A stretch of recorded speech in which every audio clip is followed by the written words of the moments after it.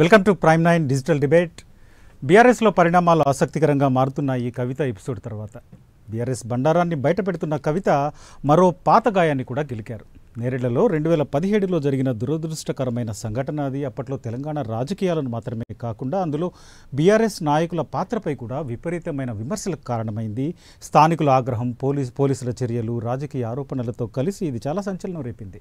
ఇసుక లారీ ఢీ కొట్టడంతో ఒక వ్యక్తి మరణానికి దారితీయడం, దానికి నిరసనగా జరిగిన ఆందోళనలు, ఆ తర్వాత దళిత బీసీ యువకులపై అక్కడ పోలీసులు దుర్మార్గంగా థర్డ్ డిగ్రీ ప్రయోగించారనే ఆరోపణలు. దీనిపై అప్పట్లో BJP fire brand leader Bandi Sanjay పర్యటనలు చేశారు. ఇటు కాంగ్రెస్ నుంచి కేంద్ర నాయకత్వం కూడా అక్కడ పర్యటించడం ఇవన్నీ చూసాము. ఇవి రాష్ట్ర రాజకీయాలను అప్పట్లో ఓ కుదిపేశాయి. ఈ క్రమంలో ఆ ఘటన వెనుక సంతోష్ రావుతో పాటు ఆయన తండ్రి రవీందర్ రావు ప్రమేయం కూడా ఉంది అని ఇప్పుడు కవిత చెప్పడంతో మరింత కలకలం రేగుతోంది. దీంతో ఈ విషయం మరోసారి చర్చకు తావిస్తోంది. అటు బాధితులు కూడా ఆల్రెడీ కేసు ఫైల్ చేశారు. దీనిపై మనతో మాట్లాడడానికి తెలంగాణ ప్రదేశ్ కాంగ్రెస్ సేవాదళ్ అధ్యక్షులు మిద్దెల జితేందర్ గారు మనతో ఉన్నారు. ఆయనతో మాట్లాడదాం. సార్ జితేందర్ గారు నమస్తే. సార్ జితేందర్ గారు, టిఆర్ఎస్ అనేది ఎంతో నాడు 1200 మంది ఉద్యమకారులు మరణిస్తే ఆ సమయంలో సోనియా గాంధీ గారు 2 రాష్ట్రాలలో ఇబ్బందికరమైనటువంటి పరిస్థితులు ఉన్నా కూడా రాష్ట్రాన్ని ఇవ్వడం జరిగింది. ఆ రాష్ట్రాన్ని ఇచ్చినప్పుడు జరిగిన ఎలక్షన్స్లో ప్రజలు కేసీఆర్ గారిని ఎన్నుకోవడంతో ఆ ఎన్నుకున్న నాటి నుంచి 23 వరకు అనేకమైనటువంటి భూ విధ్వంసాలు, రాజకీయ విధ్వంసాలు, ఆర్థిక విధ్వంసాలు, ఎన్నో రకాలుగా ఈ రాష్ట్రం తెచ్చుకుంది. ఎందుకండి, రాష్ట్రాన్ని నీళ్లు, నిధులు, నియామకాలు, రకరకాల సమైక్య పాలనలో ఇబ్బందులు అవుతున్నాయని చెప్పి సమైక్య నాయకులు ఇబ్బంది చేస్తున్నారని చెప్పి ఆ రోజు మరి ఎందరో కొట్లాడిన తర్వాత ఈ తెలంగాణ ఏర్పడ్డ తర్వాత మరి ఈ విధంగా ఆ రోజు తెచ్చుకున్న తర్వాత ఇచ్చిన ఈ రాష్ట్రాన్ని అప్పుల కుప్పగా నాడు వినిపిస్తుందండి 75 సంవత్సరాలలో వినబడుతుంది. 75 సంవత్సరాల బ్యాక్గ్రౌండ్లోకి మళ్ళీ వెళదాము. ముందు ప్రైమరీ క్వశ్చన్, కవిత లేటెస్ట్గా చేసిన ఆరోపణలు నేరేళ్ల ఇన్సిడెంట్లో ఇంతకాలం కేటీఆర్ ప్రమేయం ఉంది అని అన్ని రాజకీయ పక్షాలు, ప్రజలు ఆరోపణలు కానీ అనుకుంటున్నవి కానీ వింటూ ఉన్నాం. కానీ ఇది కాదు, దీని వెనుక ఉన్నది సంతన్న మాత్రమే, మా రామన్నకు ఎట్లాంటి ప్రమేయం లేదు అని ఆవిడ చాలా స్పష్టంగా చెప్పారు. అంటే ఇది సంతోష్ మాటలతోనే పోలీసులు థర్డ్ డిగ్రీ ప్రయోగించారా?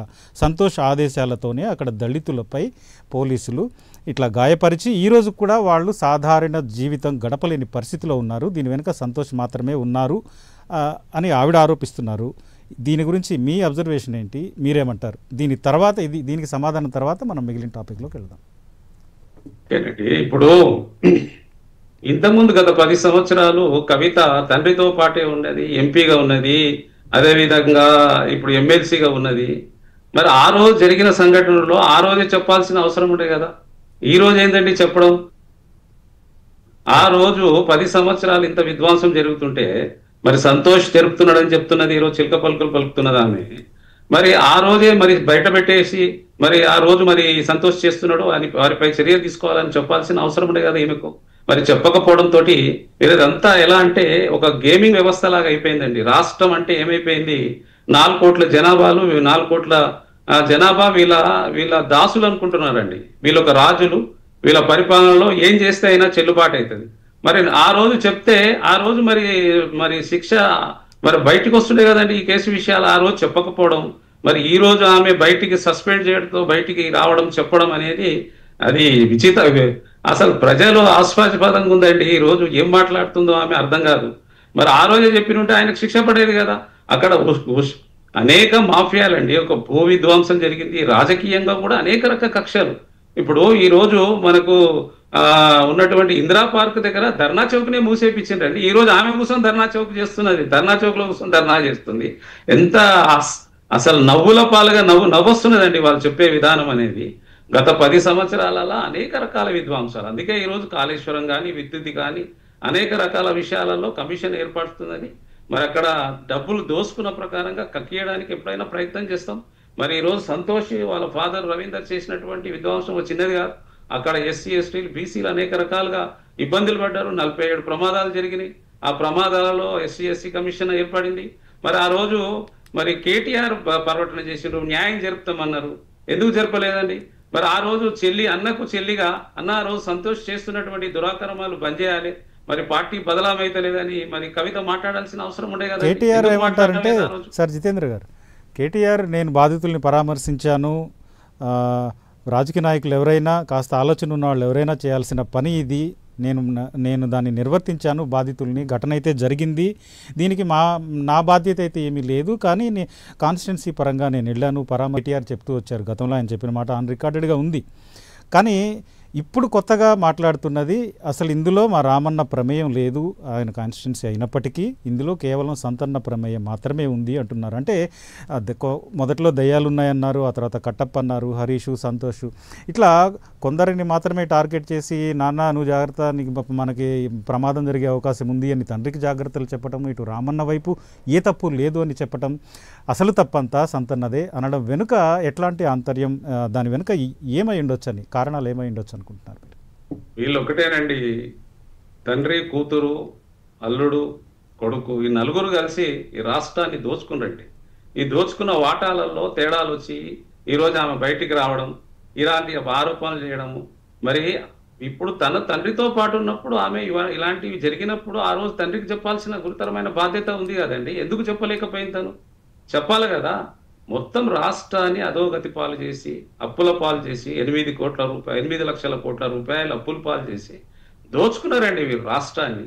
దోచుకోవడం కాక మళ్ళీ ఈ రోజు వచ్చి వాళ్ళ వాటాలలో తేడాలు వచ్చినాయా, ఏమొచ్చినాయా ఏందనేది అర్థం కావట్లేదు. ఈ రోజు మళ్ళీ రోడ్డు పైకి వచ్చేసేసి నువ్వు ఇట్లా చేసినావు, నేను ఇట్లా చేసినా, ఇలా ఏమండి ప్రజలకు ఈ రోజు ఏమనుకుంటారు వీళ్ళు? ప్రజలంతా తెలంగాణ రాష్ట్రంలో ఎంత కష్టపడ్డారండి, ఎంతమంది బలిదానం అయితే ఈ రాష్ట్రం ఏర్పడిందండి.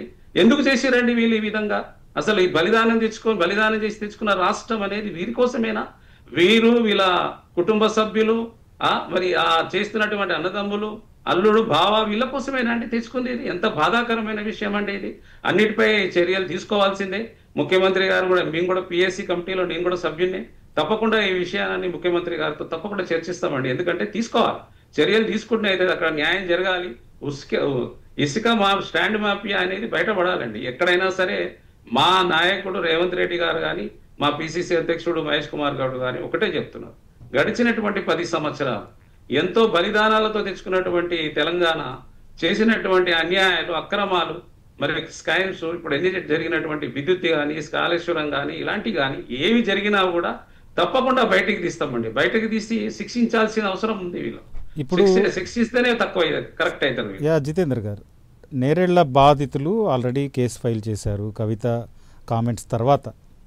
సో గతంలో యాక్చువల్ వాళ్ళు నిజానికి బాధితులైనప్పటికీ వాళ్ళని నిందితులుగా పిలుస్తూ వచ్చారు. వాళ్ళలో ఒక వ్యక్తిని లారీ గుద్ది చనిపోయిన తర్వాత వాళ్ళ నిరసనల్లో ఒక లారీ తగలబట్టము, వాళ్ళని అరెస్ట్ చేయటము, 3rd డిగ్రీ ప్రయోగించటము, వాళ్ళ మీద ఉన్న గాయాలను చూసి జైలర్ అనుమతించకపోతే వాళ్ళని హాస్పిటల్లో జాయిన్ చేయటం, ఇట్లా. ఆ తర్వాత బీజేపీ నాయకులు, స్థానిక కాంగ్రెస్ నాయకులు పొన్నం ప్రభాకర్ వీళ్ళ పరామర్శ తర్వాత కానీ ఇది లైమ్లైట్లోకి రాలేదు, వాళ్ళు బాధితులుగా అందరికీ తెలియలేదు. అయితే ఇప్పుడు వాళ్ళు ఫిర్యాదు చేశారు, అధికారంలో ఉన్నది కాంగ్రెస్ పార్టీ. ఇప్పుడు వాళ్ళ ఫిర్యాదు తర్వాత గత 7 ఏళ్ల పరిణామాలను అనుసరించి మీరు సంతోష్ రావుపై చర్య తీసుకునే అవకాశం ఉందా? అసలు అక్కడ శాండ్ మాఫియా ఎట్లా ఉంది, దాన్ని కంట్రోల్ చేసే అవకాశం ఇప్పుడుందా? ఎందుకంటే అధికారంలో ఉన్నది కాంగ్రెస్ పార్టీ కాబట్టి. తప్పకుండా అండి. ఇప్పుడు ఈ ఆరోపణ 2017 నుంచి జరిగిన తర్వాత ఈ రోజు మళ్ళీ ముందుకు వచ్చింది కాబట్టి తప్పకుండా ఇప్పుడు అన్ని విషయాలు, ఎందుకంటే ఎవరికి అన్యాయం జరిగినా కూడా రేవంత్ రెడ్డి గారు ఒకటే అంటుంటారు, ఎక్కడ కూడా అన్యాయం జరిగినా తప్పకుండా వీటిపై చర్య తీసుకోవడానికి అవకాశం ఉంది. ఎందుకు తీసుకోమండి? తప్పకుండా తీసుకుంటాము. ఇప్పుడు ఈ రోజు రాష్ట్ర ప్రభుత్వం బడుగు బలైన దళితుల కోసం, అన్ని వర్గాల కోసం పనిచేస్తుండండి. ఈ రోజు చూస్తుంటే కదా, బీసీ 42% రిజర్వేషన్, కులగణన, జనగణన, అన్ని రకాలుగా ఈ 2 సంవత్సరాలలో అనేక సంక్షేమ పథకాలు కూడా ప్రవేశపెట్టినాము, సన్న బియ్యం ప్రవేశపెట్టినాం. పేదల కోసం అండగా ఉండాలనేది రేవంత్ రెడ్డి గారి ప్రయత్నము, మా కాంగ్రెస్ పార్టీ ప్రయత్నము, మా రాహుల్ గాంధీ గారి ప్రయత్నం అండి. తప్పకుండా అక్కడ ఉన్నటువంటి దళితులు, బీసీలు, బడుగు బలహీన వర్గాలకు అన్యాయం జరుగుతున్నది. మరి చాలా మంది అక్కడ 47 సార్లు మరి యాక్సిడెంట్లు జరగడం, అక్కడ లారీల మాఫియా జరగడం అనేది చాలా దురదృష్టకరమైనది. దీనిపై చర్చ జరగాల్సిందే. అక్కడ జరిగినటువంటి అవినీతిపై మరి అక్కడ ఈ కేసులు పుటప్ చేయాల్సిందే. దీనిపై విచారణ జరిపిస్తారండి, తప్పకుండా జరిపిస్తారు. ఎందుకు జరిపియారండి? ఇలాంటి సంఘటనలు జరిగినప్పుడు పేదల పక్షాన ఉన్నటువంటి ప్రభుత్వం తప్పకుండా జరుపుతుందండి. ఇప్పుడు మీ ప్రభుత్వం పవర్లోకి వచ్చిన తర్వాత ఈ ఏడాదిన్నర కాలంలో ఈ ఇష్యూ గురించి జరిగిన స్టెప్స్ ఏమైనా ఉన్నాయా? ఏవైనా చర్యలు తీసుకున్నారా? అంటే ఇప్పుడు ఎందుకంటే ఇది చాలా సంచలనం కలిగించిన ఘటన, ఇది చిన్న చితక ఇన్సిడెంట్ ఏం కాదు, బాధితులు ఇంకా మన కళ్ళ ముందు ఉన్నారు. అవును. అయితే ఇప్పుడు ముఖ్యంగా విద్యుత్ ఇది ఒకటి ఉన్నదండి. కాళేశ్వరం నిన్నమొన్నటి వరకు కమిషన్ ఏర్పాటు చేసినటువంటి చూడండి, కాళేశ్వరంలో అనేక రకాలుగా అవినీతి అంతా బయటపడ్డది. ప్రతి విషయంలో అడుగడుగున దాదాపుగా 120 కోట్ల రూపాయలు, తర్వాత ఈ లక్ష కోట్ల రూపాయలు అక్కడ అవినీతి జరిగిందని, మరి అక్కడ పారదర్శకంగా ఎక్కడ కూడా కన్స్ట్రక్షన్ జరగలేదని, రకరకాలుగా నాసిరకం కన్స్ట్రక్షన్ చేసిండ్రు. పైపులు వేరే దేశాల నుంచి తెచ్చిన అందులో కమిషన్లు కక్కుర్తి పడ్డారు. విద్యుత్ విషయం కానీ ఇలాంటి అన్ని విషయాలు పెద్ద పెద్ద విషయాలు ఉన్నాయి. ఈ విషయం కూడా పెద్దదే అయినా కూడా తప్పకుండా వీటి విషయం కూడా చర్చ జరగాల్సిందే. వారిపై కఠిన చర్యలు తీసుకోవాల్సిందే. ఎంత పెద్దవారైనా సరే ఆ రోజు వారికి కేసీఆర్ గారికి అల్లుడనో మరి ఏందనో కానీ మరి రవీంద్రరావు వారి తండ్రి అయినా సంతోష్ అయినా మరి ఎందుకు చర్య తీసుకోలేదు? మరి బీఆర్ఎస్ వాళ్ళు చెప్పాలి మరి ఈ విషయాన్ని. కవిత కూడా చెప్పాలి మరి ఎందుకు చర్య తీసుకోలేదు, మరి ఆ రోజు కేసీఆర్ గారు ఎంబడి ఉంటే ఎందుకు చేయలేదు అనేది చెప్పాలండి. వీళ్ళు ముందుకొచ్చి కవిత ఆరోపణలు అనేది కేసీఆర్ గారు చెప్పాలి. మరి అదేవిధంగా రామన్న వాళ్ళ అన్న చెప్పాలి కదా, వాళ్ళు బయటకు వచ్చి చెప్పాలి ఎందుకు చర్య తీసుకోలేదు. మరి వీళ్ళే కారకులు అయినప్పుడు చర్య తీసుకోవాలి. ఆ రోజు ఒకటి ఈ రోజు ఒకటేనా అండి? ఇది కాదు కదా, ఇది తప్పు కదండి. ఇది దానికి మనతో బీజేపీ తెలంగాణ నాయకులు డాక్టర్ పివి రెడ్డి గారు ఉన్నారు. సార్ పివి రెడ్డి గారు నమస్కారం అండి. సార్ నేరేళ్ల సార్ మీరు మ్యూట్లో ఉన్నట్టున్నారు, ఒక్కసారి చెక్ చేయండి, మీ ఆడియో రావడం లేదు. నమస్తే అండి. వినిపిస్తుంది. సార్ పివి రెడ్డి గారు, నేరేళ్ల ఇష్యూ గురించి మనం మాట్లాడుతున్నాం. కవిత ఆరోపణల తర్వాత ఇది కొత్త మలుపు తీసుకుంది. ఇందులో సంతన్న ప్రమేయం మాత్రమే ఉంది, మా రామన్న చేసిన తప్పేం లేదు అని కవిత అంటున్నారు. సో దీని గురించి మళ్ళీ కొత్త చర్చ మొదలైంది. కేవలం సంతోష్ రావు ఆయన తండ్రి మాత్రమే, సంతోష్ రావు హైదరాబాద్ నుంచి ఇచ్చిన ఆదేశాలతోనే అక్కడ థర్డ్ డిగ్రీ ప్రయోగించారు. అక్కడ దళితులు ఇప్పుడు బాధితులుగా ఉన్నారు, వాళ్ళు ఇంకా మామూలు జీవితంలోకి రాలేకపోయారు అనేది కవిత చెప్తున్న మాట. అప్పట్లో బండి సంజయ్ కూడా బాధితులను పరామర్శించారు 2017లో ఇన్సిడెంట్ జరిగిన తర్వాత. ఇప్పుడు మీరు బీజేపీ పార్టీ నుంచి ఈ అంశాన్ని ఎట్లా చూస్తున్నారు? సంతోష్ రావు ఈ ఘటనకు కారణం అనుకుంటున్నారా? ఏమంటారు మీరు? డెఫినెట్గా ముందుగా మీకు అలాగే ప్రైమ్ 90 ప్రేక్షకులకి అన్నకి డిబేట్లో పార్టిసిపేట్ చేస్తున్న అన్నకి నమస్కారం. ఇక్కడ ఏమైతుందంటే నేరెళ్ళ ఏదైతే ఇన్సిడెంట్ జరిగిందో 2017లో డెఫినెట్గా అది బాధాకరం, దుర్మార్గమైన చర్య చెప్పాలంటే. ఎందుకంటే అక్కడ మనకు తెలుసు 2014లో తెలంగాణ రాష్ట్రం వచ్చిన తర్వాత బీఆర్ఎస్ పార్టీ అధికారంలోకి వచ్చింది, కేసీఆర్ గారు అధికారంలోకి వచ్చారు. అక్కడ అప్పటి నుంచి మొదలు పెడితే ఫస్ట్ 5 years మంచి ప్లాన్ చేసుకున్నారు. బీఆర్ఎస్ పార్టీ ఏ విధంగా ఈ తెలంగాణ రాష్ట్రాన్ని లూటీ చేయాలి, ఏ విధంగా రేపొద్దున ఈ తెలంగాణ రాష్ట్ర ఆదాయాన్ని కానీ లేకపోతే తెలంగాణ రాష్ట్ర వనరులు కానీ ఏ విధంగా లూటీ చేయాలనే ఆలోచనతోటి కొంత మంచి ప్లాన్ చేసుకున్నారు. ఎందుకంటే మనకు అంత ముందే అనుకున్నారు. ముందు అనుకునేది ఏంటంటే ఫస్ట్ 5 years సరే బాగా చేస్తారేమో, తెలంగాణ రాష్ట్రాన్ని బాగుపరుస్తారేమో, మన ట్యాగ్ లైన్ ని డెఫినెట్గా అందరూ కూడా కలిసి పనిచేసి మన నిధులు కూడా ఉద్యోగాలన్నీ కూడా వస్తాయి అనుకున్నారు. కానీ ఒక్కొక్కటి చూస్తూ ఉంటే వెలుగులోకి వస్తూ ఉంటే రోజు రోజుకి ఈరోజు మన ప్రెస్ మీట్లో కవిత మాట్లాడిన మాటలు కానీ తర్వాత అంతకుముందు వచ్చిన ఎలిగేషన్స్ కానీ ఇవన్నీ కూడా ఒక్కొక్కటి చూస్తూ ఉంటే తెలంగాణ రాష్ట్ర వనరులను కానీ లేకపోతే తెలంగాణ ప్రజల ఆస్తులు కానీ లేకపోతే సొమ్మును కానీ ఏ విధంగా ఇష్టానుసారంగా మరి లూటీ చేసిరో ఒక్కొక్కటి బయటపడతా ఉంది. ఇదే నేరెళ్ల ఘటన కూడా దానికి సంబంధించింది. చెప్పాలంటే మనం ఎప్పటి నుంచో భారతీయ జనతా పార్టీ రాష్ట్ర అధ్యక్షులు ఆ టైంలో బండి సంజయ్ గారు తర్వాత మిగతా పార్టీ నాయకులు కూడా చాలా మంది మొత్తుకున్నారు. ఎట్టి పరిస్థితుల్లో ఇక్కడ శాండ్ మాఫియా జరుగుతుంది, శాండ్ ల్యాండ్ ఇవన్నీ కూడా మాఫియా జరుగుతూ ఉంది. శాండీని ఎట్టి పరిస్థితులు కంట్రోల్ చేయాలంటే మరి కేసీఆర్ కంట్రోల్ చేయలేని పరిస్థితిలో ఉండిపోయారు.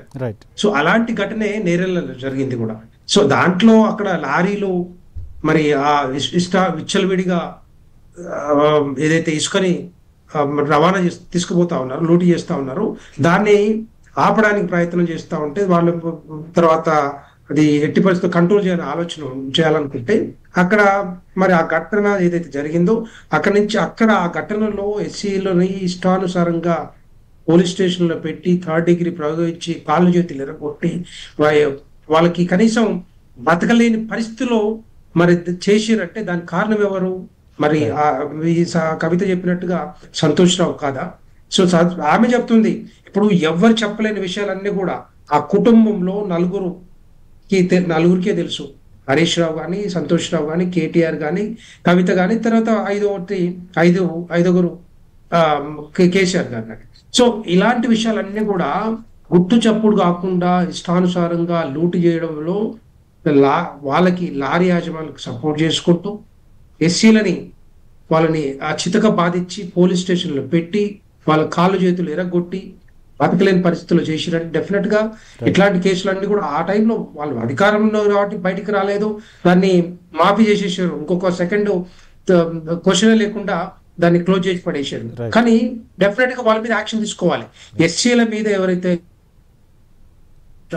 ఎస్సీ ఎస్టీ యాక్ట్ మీద డెఫినెట్ గా యాక్షన్ తీసుకొని వాళ్ళు వీళ్ళ కొట్టడానికి కారణమైన సంతోష్ రావుని డెఫినెట్ గా లోపలేయాల్సిందే, ఎట్టి పరిస్థితుల్లో ఉరికిన ప్రశ్న. ఎందుకంటే ఇది ఒకటే కాదు, చాలా ఎలిగేషన్స్ ఉన్నాయి. ఇప్పుడు అన్న చెప్తున్నారు, ఎందుకంటే ఒకటి కాదు, కాళేశ్వర్ ప్రాజెక్ట్ మనం చూసాం, ఆ కాళేశ్వర్ ప్రాజెక్ట్ పెద్ద తలకాయ ఈయనొకడు సంతోష్ రావు. సో అలాంటి వాళ్ళని ఎందుకు కాముగా ఉంచాలి? ఎట్టి పరిస్థితుల్లో వాళ్ళని లోపలేయాల్సిందే. వాళ్ళని లోపలేసేసి ఇలాంటి తెలంగాణ రాష్ట్రాన్ని సర్వనాశనం చేసిన వీళ్ళందరినీ కూడా ఎవరైతే ఉన్నారో వాళ్ళందరినీ కూడా డెఫినెట్ గా వాళ్ళకి శిక్షలు పడాల్సింది. సార్ పివి రెడ్డి గారు, ఇందులో ఇంకొక కోణాన్ని మనం చూసే అవకాశం ఉందా అంటే, ఈ ఘటన జరిగింది బీఆర్ఎస్ అధికారంలో ఉన్నప్పుడు.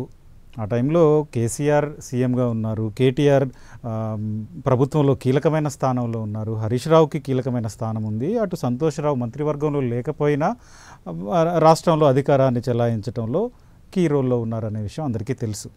అయితే అక్కడ జరిగిన ఇన్సిడెంట్కి కేవలం సంతోష్ రావు ఆయన తండ్రి మాత్రమే బాధ్యులు, మా అన్నకు మా తండ్రికి అసలు వీళ్ళకి ఎవరికి ఏ సంబంధం లేదు అంటూ వీళ్లను ప్రొటెక్ట్ చేసుకుంటూ సంతోష్ రావుని మాత్రమే బాధ్యుల్ని చేయడం వెనుక ఆ పార్టీలో లేటెస్ట్గా మారుతున్న పరిణామాలేనా, లేదా దీన్ని ఎట్లా చూడాలి? పార్టీలో మారుతున్న పరిణామాల దృష్ట్యా ఇది కొంతమందికి మాత్రమే దీన్ని బాధ్యుల్ని చేస్తూ తన వాళ్ళని ప్రొటెక్ట్ చేసుకుంటున్నారా కవిత? డెఫినెట్ గా అంటే వాళ్ళకి ఇప్పుడు కేటీఆర్ తెలియకుండా అయితే సంతోష్ రావు చేయడు కదండి అక్కడ నేరేలను. ఆయన మంత్రిగా ఉన్నా లేకపోతే కేసీఆర్ గారు ముఖ్యమంత్రిగా ఉన్నా కూడా సంతోష్ రావు ఒక షాడో ముఖ్యమంత్రిగా తయారై షాడో ముఖ్యమంత్రిగా ఆయన చుట్టూ ఉండుకుంటూ ఆయననే టోటల్ గా చాలా మంది యాక్చువల్గా బయట కూడా చాలా మంది చెప్పారు, మినిస్టర్ల అపాయింట్మెంట్ కానీ లేకపోతే ఎమ్మెల్యేల అపాయింట్మెంట్ కానీ ఎంపీల అపాయింట్మెంట్ కానీ ఇంకొకరు కలవాలన్నా కూడా సంతోష్ రావు గేట్ ముందే నిలబడి మరి వాళ్ళని కంట్రోల్ చేసిన పరిస్థితి కనపడతా ఉంది. అంటే ఆయన ఒక షాడో ముఖ్యమంత్రిగా బిహేవ్ చేసుకుంటూ ఈ నేరెళ్ల ఘటనతో పాటుగా కాళేశ్వరం ఘటన కూడా బాధ్యులు దానికి కారణము అని చెప్పేసి కవిత చెప్పకనే చెప్పింది.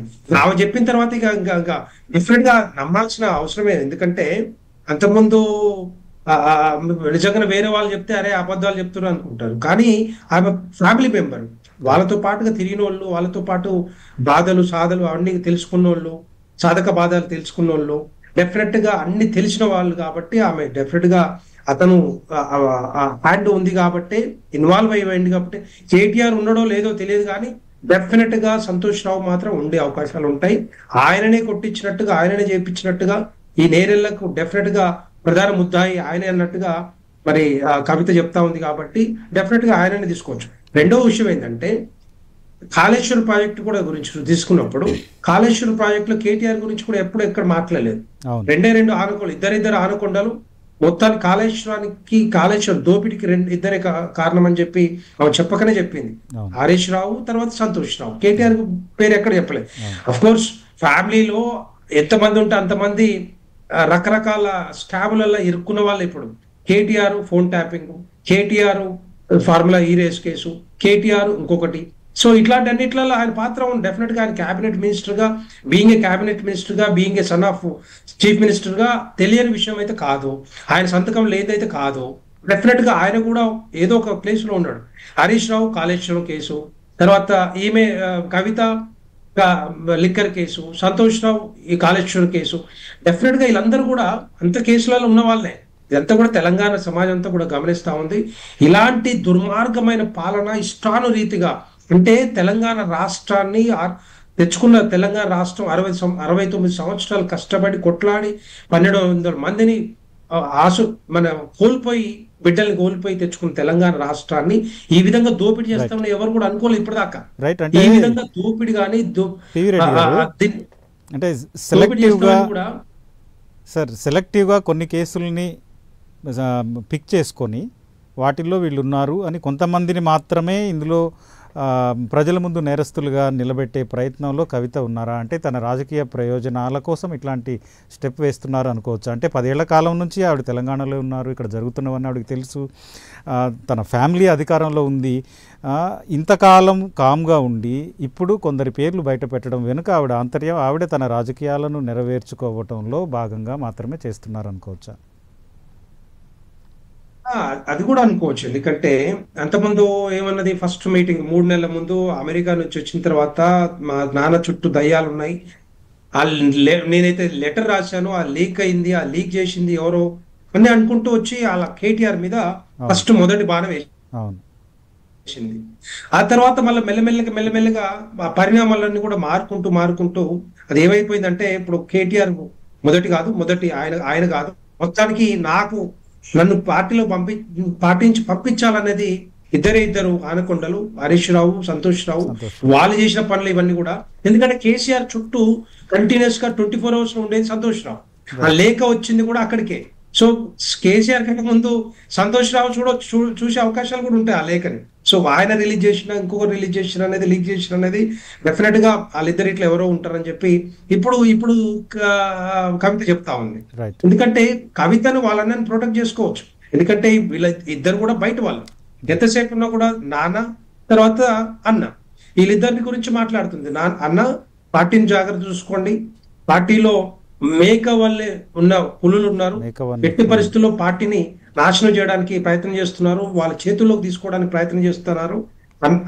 నాన్న కూడా చెప్పుకుంటూ నాన్న జాగ్రత్తగా ఉండండి అని చెప్పి ఏదైతే చెప్తా ఉందో, డెఫినెట్ గా మరి అలాంటి వాళ్ళు ఉండే అవకాశాలు ఉంటాయని చెప్పి సమాజం కూడా గమనిస్తా ఉంది. ఈ పరిణామాలకు బీజేపీ నుండి ఏమైనా ప్రోత్సాహం ఉందనుకోవచ్చా? ఎట్టి పరిస్థితుల్లో భారతీయ జనతా పార్టీ వాళ్ళకి అసలు టచ్ కూడా ఉండదు, టచ్ కూడా చేయదలుచుకోలేదు కూడా. ఎందుకంటే భారతీయ జనతా పార్టీ సింగిల్ గా సోలోగా పోటీ చేయాలనుకున్నది, సింగిల్ గా పోటీ చేసినాం. 8 పార్లమెంట్ స్థానాలు, 8 ఎమ్మెల్యే స్థానాలు, 3 ఎమ్మెల్యే స్థానాలు గెలుచుకున్నాం. అది కొన్ని ఇష్యూస్ వల్ల ఎమ్మెల్యే స్థానాలు తగ్గినాయి తప్పితే 25 స్థానాలు వచ్చేది ఉండేది, అవి తగ్గినాయి తప్పితే ఎట్టి పరిస్థితుల్లో బీఆర్ఎస్ వాళ్ళు కానీ, బీఆర్ఎస్ నాయకులు కానీ, కవిత కానీ, మిగతా వాళ్ళు కానీ భారతీయ జనతా పార్టీకి అవసరం కూడా లేదు. ఎందుకంటే ఇలాంటి వాళ్ళని మేము చేర్చుకోవడం వల్ల మా క్రెడిబిలిటీ తగ్గుద్ది, మా క్రెడిబిలిటీ దెబ్బతింటది. రేపు పొద్దున మా క్రెడిబిలిటీ ఎందుకు దెబ్బతింటది అంటే, ఒక తెలంగాణ ఆత్మ గౌరవాన్ని తాకట్టు పెట్టి లిక్కర్ షాపులో ఇరుక్కొని ఆడబిడ్డల ఆత్మగౌరవాన్ని తాకట్టు పెట్టి ఢిల్లీలో కూడా లిక్కర్ స్కామ్ లో ఇరుక్కొని ఏదైతే లిక్కర్ బిజినెస్ చేసిందో కవిత, అలాంటి వాళ్ళని చేర్చుకోవడం కానీ, లేకపోతే హరీష్ రావుతో మాట్లాడడం కానీ, ఇంకోరితో మాట్లాడడం అవసరం కూడా లేదు. చెప్పాలంటే Bharatiya Janata party national party మనకు అందరు తెలుసు. ఎట్టి పరిస్థితుల్లో తెలంగాణ రాష్ట్రంలో రావాలనుకున్న సింగిల్ పార్టీ ఏదైతే ఉందో అది భారతీయ జనతా పార్టీ తప్పితే, భారతీయ జనతా ఎవరైనా వచ్చినా కూడా 1000 ఎమ్మెల్యేలు ఎవరైనా వస్తే వాళ్ళకి కూడా చెప్పాము మేము స్ట్రైట్ గా, మీరు భారతీయ జనతా పార్టీలోకి రావాలంటే ఎమ్మెల్యేకి రాజీనామా చేసినండి, మేము గెలిపించుకున్న ధైర్యము సత్తా మాకుంది. అందుకనే ఇంతవరకు వాళ్ళు వచ్చే అవకాశాలు కూడా లేవు. వీళ్ళు కాంగ్రెస్ పార్టీలోకి పోయారు తప్పితే భారతీయ జనతా పార్టీకి రాలేదు కూడా అని చెప్పి మీరు లైన్లో ఉండండి. అలాగే జితేంద్ర గారు, జితేంద్ర గారు, సార్ బాధితులు ఆల్రెడీ కేసు ఫైల్ చేశారు, గతంలో ఆ కేసు నడుస్తూనే ఉంది, వాళ్ళకి ఇప్పటివరకు ఎట్లాంటి న్యాయం జరగలేదు, పరిహారము రాలేదు. ఇప్పుడు ఈ కాంగ్రెస్ వచ్చిన 1.5 తర్వాత ఇప్పుడు మళ్ళీ కొత్తగా సంతోష్ రావు పేరు రావడం, మళ్ళీ కేసు ఫైల్ అవ్వడం జరిగింది. ఇప్పటికైనా బాధితులకు కాంగ్రెస్ ప్రభుత్వ టైంలో న్యాయం జరిగే అవకాశం ఉందా? సేమ్ టైం నేరస్తులకు శిక్ష పడే అవకాశం ఉంటుందా? ఎందుకంటే కాళేశ్వరం కేసుని ప్రభుత్వం తేల్చలేక సిబిఐకి అప్పగించింది, ప్రభుత్వం దాన్ని ఎటు తేల్చలేకపోయిందనే ఆరోపణ ఒకటి వినిపిస్తుంది. ఎందుకంటే కాళేశ్వరంలో చాలా తప్పులు జరిగాయి, లక్ష కోట్ల అవినీతి జరిగింది అన్నప్పటికీ ప్రభుత్వం ఏం తేల్చలేకపోయింది. ఇది కూడా అట్లాంటి కేసు అయ్యే అవకాశం ఉంటుందా, లేదా దీంట్లో ప్రభుత్వం ఏదైనా అవుట్కమ్ తేలుస్తుందా, బాధితులకు న్యాయం చేస్తుందా, ఏమంటారు? అండి కాళేశ్వరం విషయం ఎందుకంటే కాళేశ్వరం విషయంలో అంతర్జాతీయ సంస్థలు ఉన్నాయి. ఇప్పుడు పైపులు అనేది టర్కీ నుంచి తీసుకున్నారు కాబట్టి ఇట్లా అంతర్జాతీయ సంస్థల నుండి పర్చేస్ జరిగింది కాబట్టి ఇది కేంద్ర స్థాయిలో పర్మిషన్ తీసుకోవాలి. రాష్ట్ర స్థాయిలో మనము ఓ టర్కీకి వెళ్ళి చేయడం అనేది కొంత ఇబ్బందికరంగా ఉంటుంది. కాబట్టి ముఖ్యమంత్రి గారు ఏంటంటే అంతర్జాతీయ సంస్థలు కూడా కాళేశ్వరం దాంట్లో ఉన్నటువంటి పరికరాలు కొనే విషయం కానీ, పైప్ లైన్స్ కానీ, రకరకాలుగా ఉన్నటువంటి వ్యవహారాలలో పక్కన మహారాష్ట్ర ఉంది కానీ ఇట్లాంటివన్నీ వ్యవహారాలు తేల్చాలంటే కేంద్రమే సిబిఐ తేల్చాలనే ఉద్దేశంతో అక్కడ ఇచ్చింది. ఒకటి. రెండోది ఏంటంటే వీళ్ళు రాష్ట్రం 10 సంవత్సరాలలో బిడ్డనేమో లిక్కర్ స్కామ్ 100 కోట్లండి, శ్రీ అయి ఉండి 100 కోట్ల స్కామ్ అండి అది. ఆ ఢిల్లీకి ఎక్కడ ఢిల్లీ అండి, ఎక్కడ తెలంగాణ, ఎట్లా తయారైపోయారంటే వాళ్ళు తండ్రి ఒకవైపు, బిడ్డ ఒకవైపు, కొడుకేమో ఈ రేస్ అనేది మొదలు పెడతాడు, అల్లుడేమో మరి ఇది ఏంది మన ఈ ప్రాజెక్ట్ విషయాలలో చేస్తారు. మొత్తం టోటల్ గా ఫ్యామిలీ. సంతోష్ ఏమో షాడో సిగం ఉన్నటువంటి ముఖ్యమంత్రి లాగా ఇప్పుడు పెద్దలు చెప్పినట్టుగా, మరి రెడ్డి గారు చెప్పినట్టుగా. కాబట్టి వీళ్ళంతా ఎట్లా అంటే రాష్ట్రాన్ని 10 సంవత్సరాలలో వాళ్ళ టార్గెట్ అంతా ఎట్లాంటిదంటే ఎంతో మంది బలిదానమైన ఈ రాష్ట్ర తెచ్చుకున్నటువంటి ఇచ్చినటువంటి అది ఈ రోజు కాంగ్రెస్ పార్టీ మా సోనియా గాంధీ బాధ అంటే ఇచ్చిన తృప్తే లేకుండా చేసేసారండి 10 సంవత్సరాలలో. ఎక్కడండి 70 ఇప్పుడు ఉన్నటువంటి కాంగ్రెస్ అంతమంది ముఖ్యమంత్రులు మన రాష్ట్రం విడిపోయే వరకు 70,000 కోట్ల అప్పు, 70,000 కోట్ల అప్పు ఉంటే ఈరోజు 8 లక్షల కోట్లు చేసిండండి. 1000 కోట్లు ఉంటే ఈరోజు లక్షల కోట్లు అయిపోయింది అప్పు. పూర్తిగా అండి రాష్ట్రాన్ని దోసుకున్నారండి. ఈ దోసుకునే విషయంలో తప్పకుండా మా డైనమిక్ ముఖ్యమంత్రి గారు రేవంత్ రెడ్డి గారు సారథ్యంలో తప్పకుండా వీటిపై విచారణ జరిపిస్తాం. వీరికి చర్లపల్లి జైలుకి పంపడం ఖాయం. వీరు తీసుకున్న డబ్బులన్నీ ప్రజల సొమ్ము 10 సంవత్సరాలలో తీసుకున్నటువంటి డబ్బు కక్కియడానికి తప్పకుండా మా ముఖ్యమంత్రి గారు నేరేళ్ల బాధితుల విషయం ఏంటి, వాళ్ళకి న్యాయం జరిగే ఛాన్స్ తప్పకుండా అండి న్యాయం చేస్తారు కదా. ఎందుకు ఇప్పుడు 2 సంవత్సరాలలో మరి అనేక తీస్తున్న విద్యుత్ విషయం కానీ, ఇప్పుడు అదే విధంగా ఇప్పుడు మనకు ఈ కాళేశ్వరం విషయం కానీ, కాబట్టి తప్పకుండా నేరేళ్ల విషయం కూడా తప్పకుండా ముఖ్యమంత్రి గారి దృష్టికి వస్తుంది, తీసుకుంటాము.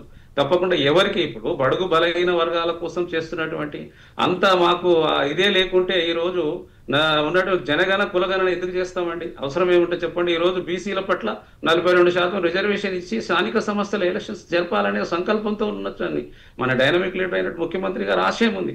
ఒక అన్నితనమైనటువంటి ఒక ఫార్వర్డ్ క్లాస్ లో పుట్టినా కూడా ఆయన బడుగు బలహీన వర్గాల కోసం, పేదల కోసం, బీసీల కోసం, ఎస్సీ ఎస్టీల కోసం ఆలోచన చేసే విషయం వ్యక్తి కాబట్టి తప్పకుండా ఇప్పుడు అక్కడ ఉన్నటువంటి జరిగినటువంటి సంఘటన అనేది ఎస్సీ ఎస్టీ జరిగినటువంటి వాళ్ళు ఇప్పుడు ఈ రోజు వారికి జరగాల్సిన అన్యాయాన్ని తప్పకుండా విచారణ జరిపిస్తారు, తప్పకుండా తీసుకుంటారండి. ఇప్పుడు ఎందుకంటే ఇప్పుడు వచ్చేసింది కదా మళ్ళా ఈ రోజు దొంగలు ఏందనేది ఇన్వెస్టిగేషన్ బయటపడుకున్నా కూడా ఆ వాళ్ళ దొంగలే బయట పెట్టుకున్నట్టుగా వాళ్ళే బయట పెట్టుకుంటున్నారు. కాబట్టి తప్పకుండా దీని మీద చర్య తీసుకోవడానికి ముఖ్యమంత్రి గారు మాత్రం రెడీ అవుతారండి, తీసుకుంటారండి తప్పకుండా.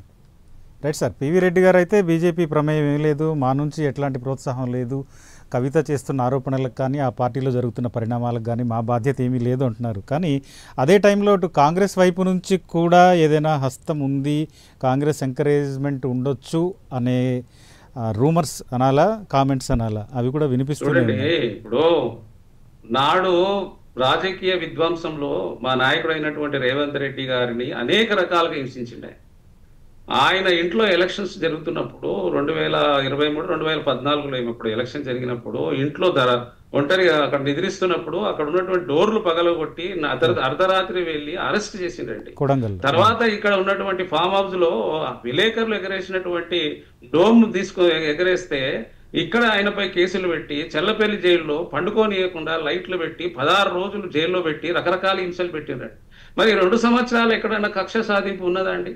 ఇప్పుడు ఈ రోజు అందుకే సిబిఐకి ఇచ్చినామండి. కేంద్రం అనేది కూడా గొప్ప సంస్థ, సిబిఐ అనేది కరెక్టే అది. కాబట్టి ఇది అంతర్జాతీయతో కూడుకున్న సమస్య కాబట్టి బీజేపీ ఇప్పుడు కక్ష సాధింపు అనడం లేదండి, కక్ష సాధింపు అనడం లేదు. కవిత చేస్తున్న ఆరోపణల వెనుక దీన్ని కాంగ్రెస్ తనకు అనుకూలంగా మార్చుకునేలాగా కవితకి ఇస్తున్న ప్రోత్సాహం ఏమైనా ఉందా? పెట్టుకోవాల్సిన అవసరం లేదండి.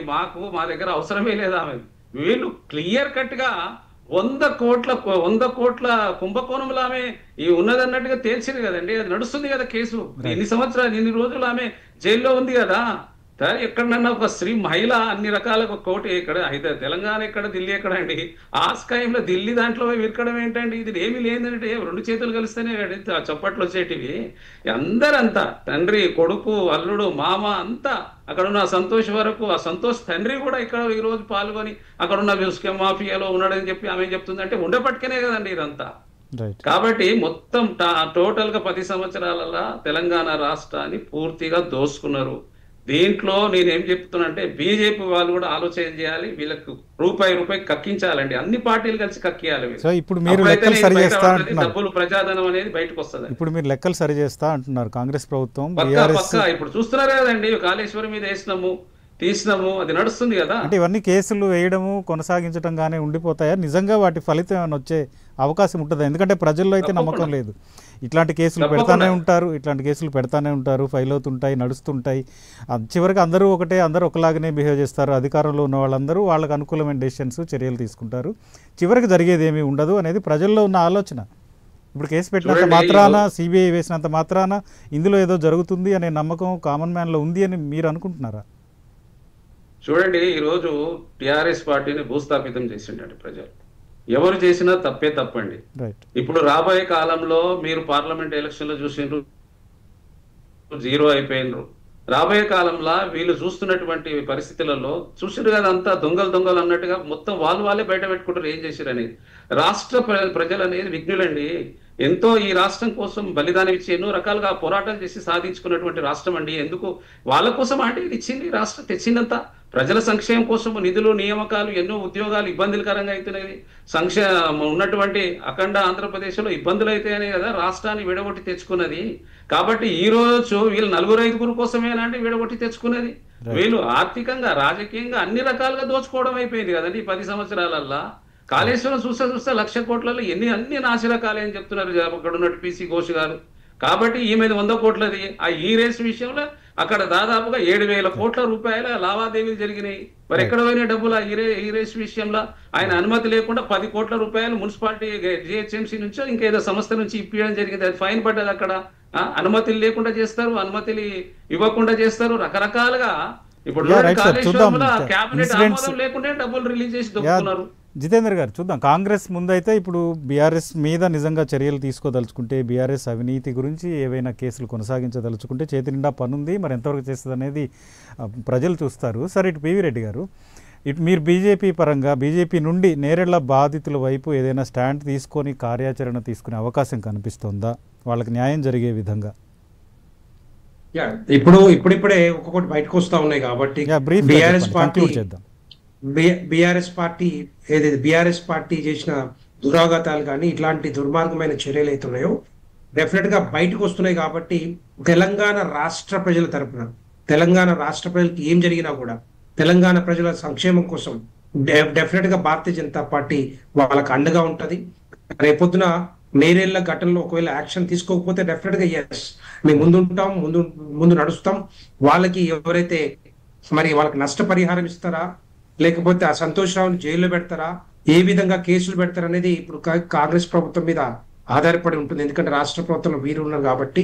సో డెఫినెట్ గా ఈ తెలంగాణ రాష్ట్రంలో ఎవరికి ఏ విధమైన ఆపద వచ్చినా కూడా భారతీయ జనతా పార్టీ అండగా డెఫినెట్ గా ఉంటుంది.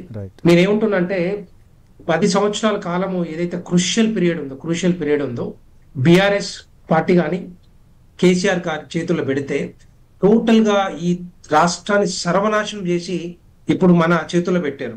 అంటే ఏం చేయాలి ఏంటి అనేది కూడా చేయలేని పరిస్థితుల్లో కూడా మరి ఇప్పుడు రాష్ట్రం ఉందంటే ఒక్కసారి మీరు ఆలోచించు.